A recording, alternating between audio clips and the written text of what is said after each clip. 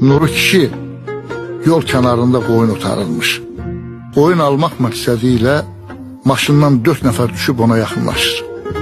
Qiymətdə razılaşıb Nuru kişiyə 100 dollar verib qoyunu alırlar.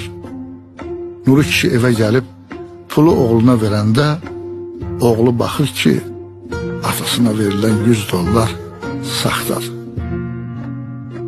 Deyir ki, ata, səni aldadıblar. Bu pul saxtadır. Ay oğul ola bilməz. Ata, sən mənə inanmışsan? İnanıram ay oğul, inanıram. Amma onların məni aldatmağına inana bilmirəm.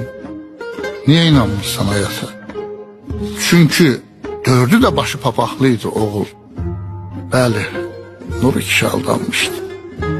Papaq aldanmışdı. O donub yerindəcə qaldı. Xəyal onu çox uzaqlara apardı. Həyat imtihandır. Tarixə dön bax. Mərd ol, ürəkli ol, nə sın, nə əyil. Səni çaşdırmasın qoyulan papaq.